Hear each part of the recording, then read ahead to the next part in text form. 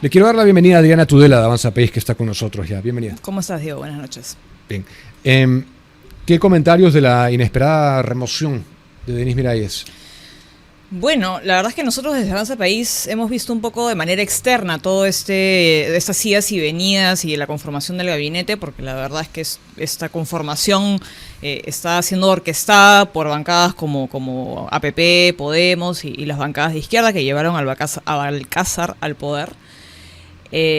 Creo que lo que ha pasado es que han hecho sus cálculos de votos y se han dado cuenta que no iban a llegar a lograr la confianza.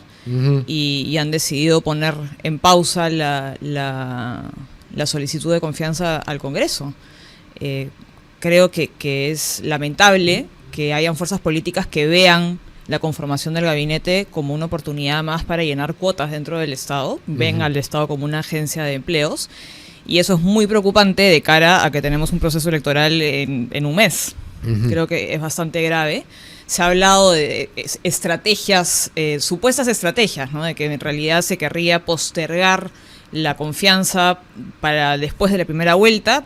Yo no veo cuál sería el sentido de eso, la verdad. Pero creo que es lamentable que el cálculo político y que la negociación por la cuota de poder dentro del Estado prime por encima de la estabilidad del país. No le iban a dar el voto a ustedes, ¿no?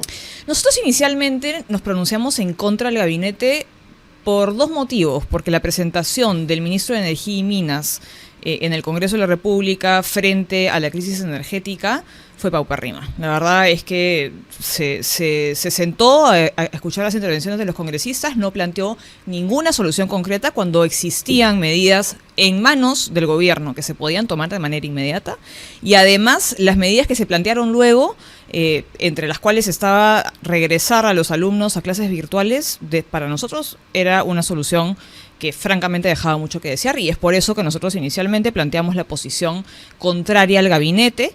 Luego de eso hubo cambios en las medidas anunciadas, hubo algunos cambios dentro del gabinete también, lo cual nos llevó a reconsiderar esa posición, sobre todo por lo que te digo, ¿no? Tenemos un proceso electoral a un mes, y haciendo sumas y restas, más allá de que nosotros creemos que este nuevo gobierno de Balcázar es nefasto, creo que debe primar el sentido común, debe primar la estabilidad del país, y por lo tanto nosotros sí estábamos dispuestos a reevaluar ese voto. Todavía no habíamos acordado, digamos, formalmente como bancada, pero sí lo estábamos reevaluando definitivamente, porque nosotros, y más allá de que estamos al margen de esta negociación entre las bancadas que han llevado a Balcázar al poder, nosotros creemos que la estabilidad del país está primero.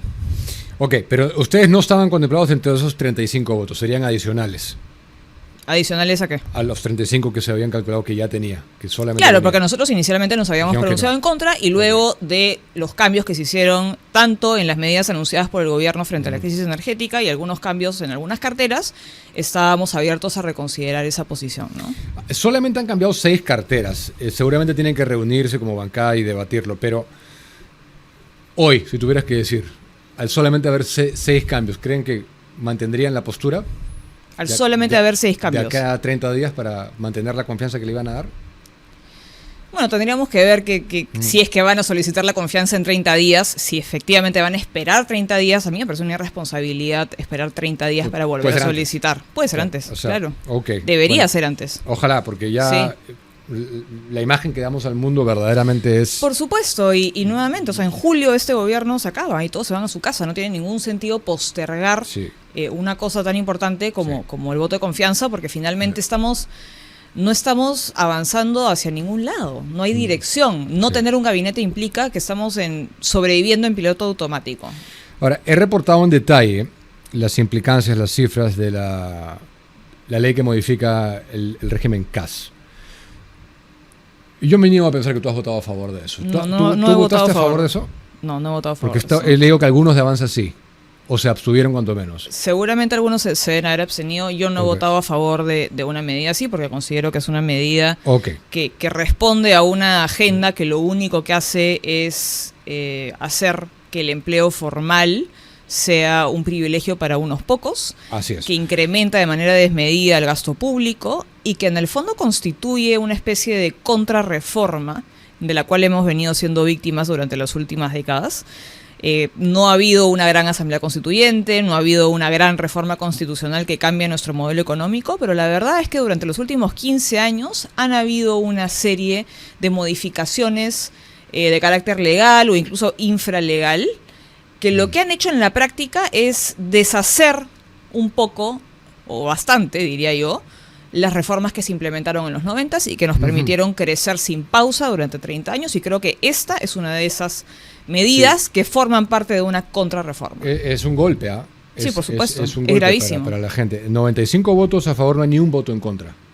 Esa es la segunda votación, ¿no? La segunda votación. En la primera votación sí hubo votos en contra de ese país, incluyendo el mío, sí. Ok, bueno, me alegra que sientes una postura respecto a eso. Vamos a la elección. ¿Cómo ves las posibilidades de Avanza País de pasar la valla? Bueno, creo que es importante señalar algo que no sé, bueno, un poco por las preguntas que me llegan a mí respecto a las reglas electorales y cómo va a ser el proceso electoral el 12 de abril. Algo que es importante señalar es que la valla depende no del candidato presidencial necesariamente, sino que depende de la Cámara de Diputados, de la lista de diputados y de la lista a senadores. Entonces, eso como punto de partida, no es el candidato presidencial el que tiene que pasar la valla, sino ya sea, hay una valla independiente, ¿no? Se puede pasar o en diputados o en senadores.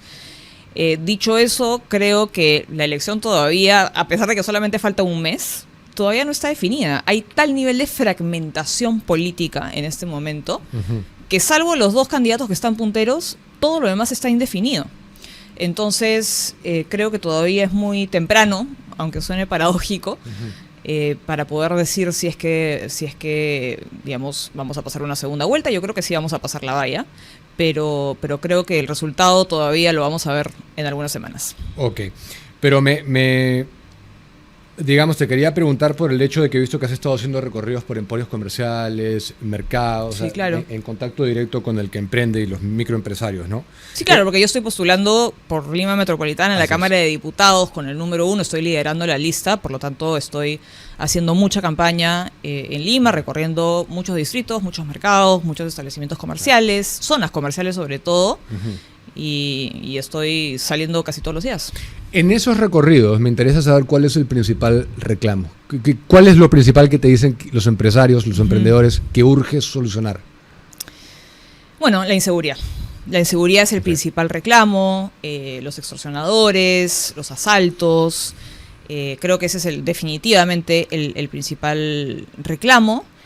Y creo que también, sobre todo de parte de emprendedores, hay muchas quejas porque el Estado muchas veces impone obstáculos, trabas que no son razonables para las personas que emprenden, ¿no? Que hacen empresa, que trabajan el día a día para poder vivir.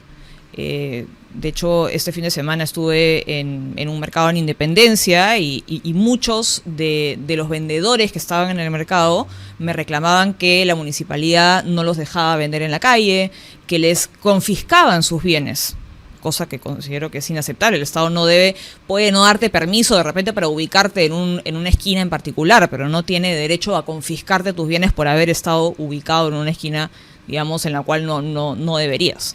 Entonces creo que el reclamo es principalmente por inseguridad, y también escucho muchas quejas, sobre todo contra municipios, que abusan del poder que tienen, que cometen arbitrariedades y que terminan convirtiéndose en un obstáculo para el trabajo de los peruanos y para el crecimiento de los peruanos. ¿Y qué iniciativa legislativa se puede hacer?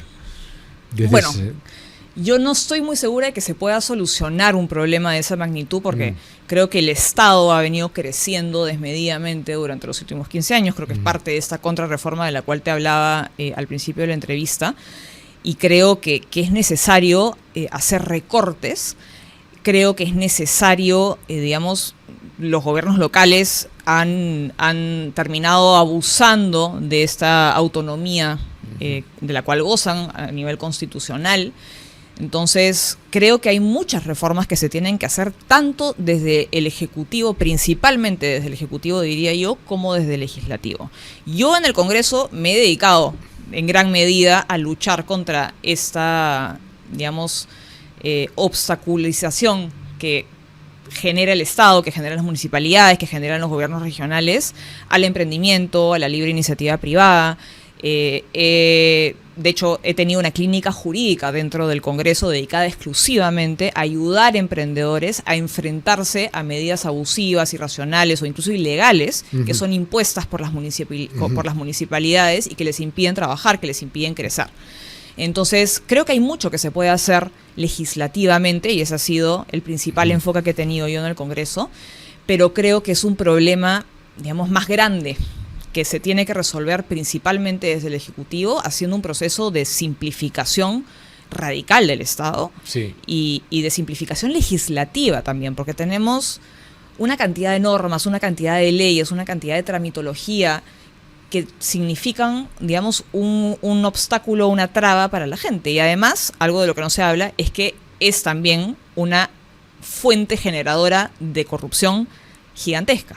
Porque mientras más sellitos necesito yo para sacar un permiso, mientras más ventanillas tengo que recorrer yo para emprender un proyecto, para obtener un permiso por parte de una municipalidad, más espacio para la corrupción hay. Hay una relación directa entre el tamaño del Estado, el tamaño de la burocracia, la tramitología que existe en un país y la corrupción que hay en un país. Entonces, eso es algo que nosotros tenemos clarísimo desde Avanza País y por eso es que nosotros planteamos un proceso de simplificación del Estado.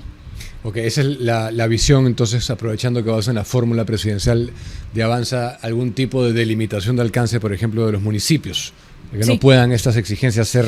Para empezar, debería haber una unificación de todos los trámites administrativos de las municipalidades. No debería haber, digamos, libertad para que las municipalidades puedan tener cada uno sus trámites con sus propios requisitos. En teoría esto ya existe, pero no se aplica en la práctica. Entonces, eso es algo fundamental. O sea, uno no debería depender del funcionario de turno de la municipalidad o de administración municipal de turno para saber si es que puede sacar o no puede sacar un permiso. Deberían haber requisitos uniformes y uno debería tramitarlos en una web. O sea, ni siquiera debería tener que estar tramitando con el funcionario municipal que no te da el permiso porque tu extintor está medio centímetro más abajo de donde debería estar. Sí, y que te cierran. Y te cierran. Y reducir la probabilidad de que te puedan pedir. Y lamentablemente se han convertido las municipalidades muchas veces incluso en extorsionadoras de los emprendedores y de las personas que tienen comercios, ¿no? A mí, la verdad, me da mucha pena por los que emprenden y tienen que enfrentar eso. ¿Cómo ves las probabilidades objetivamente? Ya sé que tienes que apoyar, pero ¿cómo ves objetivamente las probabilidades de José Williams?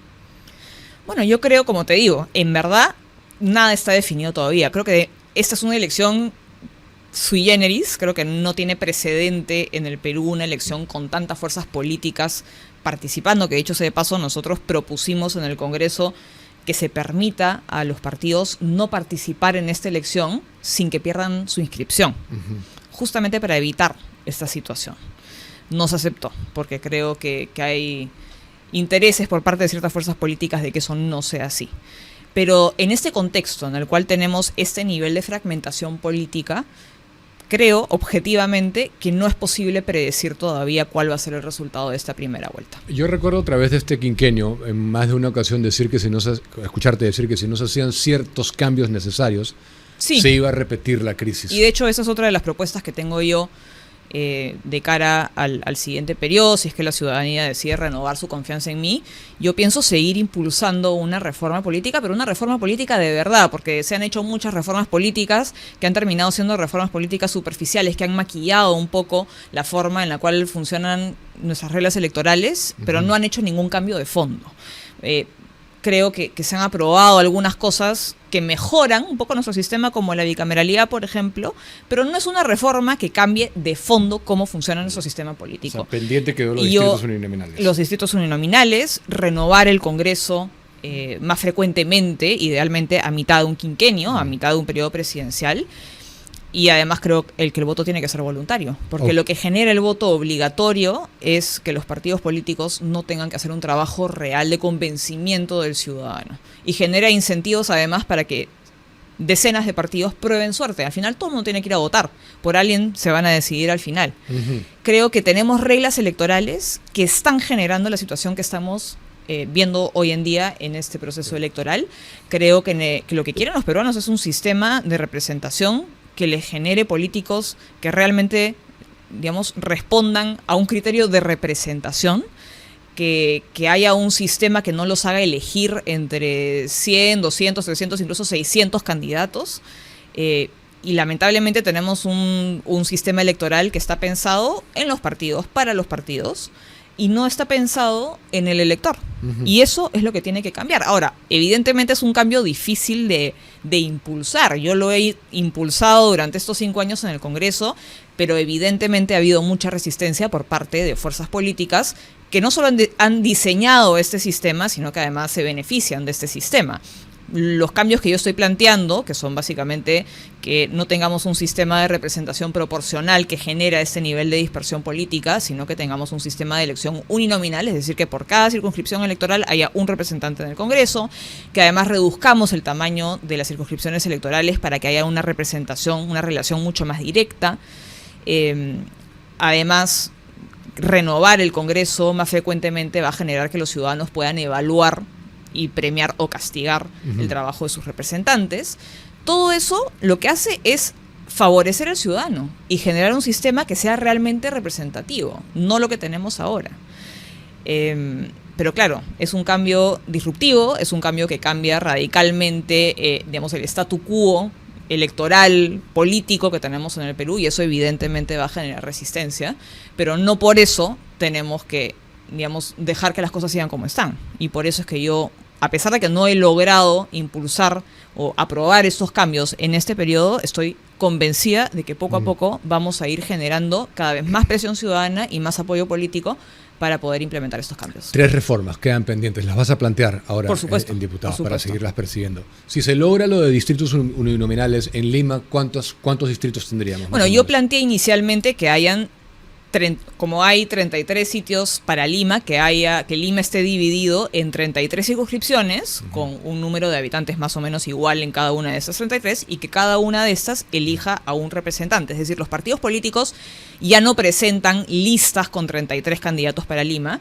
sino que presentan a un candidato por cada una de estas 33 circunscripciones, con lo cual el ciudadano ya no tiene que elegir entre cientos de candidatos, sino que elige a un candidato. Cada partido presenta a un candidato. Es mucho más fácil para el elector poder filtrar, informarse respecto a los candidatos. Sí. Y además elimina el efecto arrastre, que es algo que genera mucho descontento y que además genera congresos que terminan siendo poco representativos, porque como, digamos, la gente vota por un partido para el Congreso y entran en función a la cantidad de votos obtenida una cantidad de congresistas que no necesariamente han sido votados con voto preferencial. Se genera, digamos, un descontento obvio porque entran al Congreso personas que tienen una votación bajísima. Ese problema se elimina con los distritos uninominales, porque el candidato que queda en primer lugar es el que llega al Congreso. El que queda en segundo, tercero, cuarto se van a su casa. No entran, no hay espacio para el segundo, tercer, cuarto lugar. Y esto te genera una serie de beneficios. No tantos partidos postulando, porque no hay espacio para el segundo y tercer lugar. Y además creo que los partidos van a seleccionar mucho mejor a sus candidatos también por eso, porque no hay espacio para que quede segundo, tercero, cuarto, quinto. Solamente el ganador llega al Congreso. Y votas basado en el distrito que figure en tu DNI. Exacto. Nada más. Okay. En materia de reactivación económica, ¿qué están planteando? Promover la inversión privada. La única fórmula para seguir creciendo es promover la inversión privada. Es el único motor de crecimiento. El Estado no genera riqueza. Solamente la inversión privada genera riqueza. Y nosotros tenemos eso clarísimo. Entonces, nosotros creemos que se tienen que destrabar grandes proyectos, se tiene que simplificar también la tramitología necesaria para hacer minería, por ejemplo. Creo que eso es un punto clave en nuestro plan de gobierno, porque hemos sido muy firmes en contra de la minería ilegal, pero además creemos que ese problema se combate promoviendo la minería formal. Y para eso tenemos que hacer más fácil hacer minería formal en el Perú.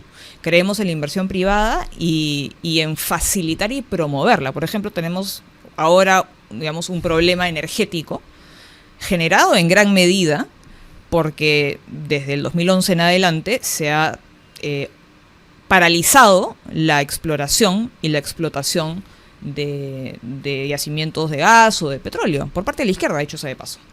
Entonces ellos ahora hablan mucho de la soberanía energética, incluso tienen el descaro de pretender nacionalizar Camisea, cuando el motivo por el cual dependemos en gran medida de un solo ducto para abastecernos de energía en el Perú es porque se ha, digamos, activamente luchado en contra de que en el Perú se impulsen más proyectos de exploración y de explotación de gas y de petróleo. Ha habido una agenda por parte de la izquierda activa en contra de que se lleven a cabo estas actividades en el Perú. Y además, dicho sea de paso, si el ducto de Camisea no tiene un loop o un ducto de redundancia, es porque Ollantaytamala ha decidido dejar eso de lado e irse por el gasoducto sur, que tampoco terminó. Entonces, creo que es importante que tengamos eso claro. En Avanza País lo tenemos clarísimo. Y por eso somos, digamos, promotores de la inversión privada, sobre todo para poder diversificar nuestra matriz energética, ¿no? ¿Y plantean algo en cuanto a revisar el sistema tributario que tenemos? Sí, eso es algo que también se ha planteado. De hecho, yo tengo una propuesta que sí es legislativa. En el plan de gobierno hay una propuesta más amplia. Yo creo que el régimen MIPE debe subir su techo. Tenemos en el Perú casi el 99% de las empresas en el Perú son MIPES. Y eso está mal. Creo que las empresas, obviamente, cuando empiezan, son MIPES, pero la idea es que crezcan eventualmente, que pasen a ser medianas empresas y eventualmente grandes empresas. Pero no, en el Perú el 99% de las empresas son MIPES y ahí se quedan, porque en el Perú se castiga el crecimiento de las empresas. Por supuesto. Entonces, una MIPE empieza a facturar un poco de más, a contratar un trabajador de más y sus costos se disparan radicalmente porque pasan inmediatamente a formar parte del régimen de la mediana empresa, que claramente es un régimen bien poco favorable para la empresa porque casi no hay medianas empresas en el Perú. Entonces, lo que hay que hacer es elevar el techo de las MIPE para que tengan más oxígeno y más espacio para crecer sin que sus costos se disparen automáticamente, ¿no? Porque igual tributamos, ¿no? O sea, en un gobierno de Avanza País me beneficio yo. Este proyecto es régimen MIPE especial. Por supuesto. Okay. Y se cree, no, ¿cómo es posible? Si facturan tanto, tienes que imponerles una tasa tributaria gigantesca. Pero no, mientras más empresas, y digamos, y esto está demostrado económicamente, ¿no? O sea, mientras más sube uno los impuestos, menos gente va a pagar impuestos. Sí. Lo que queremos es que más personas, más empresas paguen impuestos, pero que esos impuestos no signifiquen un castigo a su crecimiento. Y una penalización del éxito, ¿no? Ahora, ¿te sorprendió que Keiko Fujimori apoye públicamente a Michelle Bachelet para secretaria general de la ONU? La verdad es que sí me sorprendió. Creo que pudo de repente ser un poco más neutra respecto a Michelle Bachelet. A mí me parece un sinsentido respaldar la nominación o la postulación de Michelle Bachelet a la Secretaría General de las Naciones Unidas, porque creo que es una persona que teniendo una posición de poder, de liderazgo, con mucha visibilidad cuando fue alta comisionada de los derechos humanos ante las Naciones Unidas, no fue lo suficientemente firme ni asumió un liderazgo en contra de las dictaduras del socialismo del siglo XXI. Y creo que en esa posición se limitó a hacer lo mínimo indispensable. Y yo creo que eso no es suficiente. Sí, verdaderamente. Te doy la última palabra, como siempre hago con todos los candidatos, para que te dirijas a la audiencia. Bueno, estoy postulando con el número 1 a la Cámara de Diputados, con Avanza País. A lo largo de estos 5 años en el Congreso me he dedicado a defender las ideas en las que creo, ideas que sé que millones de peruanos comparten, que son la defensa de la vida, la libertad, la propiedad, la libre iniciativa privada, la idea de que el Estado tiene que ser limitado y ser un aliado del crecimiento de los peruanos y no un obstáculo. Y además, algo que es muy importante, desde Avanza País y yo personalmente creemos en que la forma de hacer política en el Perú tiene que cambiar y lo que nosotros ofrecemos es una forma de hacer política con ideas claras, una forma de hacer política transparente, sin medias tintas. Siempre va a haber una explicación, un porqué de por qué tomamos las decisiones que tomamos y yo creo que eso es lo que necesita el país y los peruanos para recuperar la confianza en la política y para recuperar la confianza en nuestras instituciones. Así que este 12 de abril marca el tren de Avanza País y marca el 1 para la Cámara de Diputados, porque el voto es una apuesta y que el tuyo debe ser una apuesta segura. Gracias por estar acá, Adriana. Gracias a ti, Diego. Nos hablamos pronto.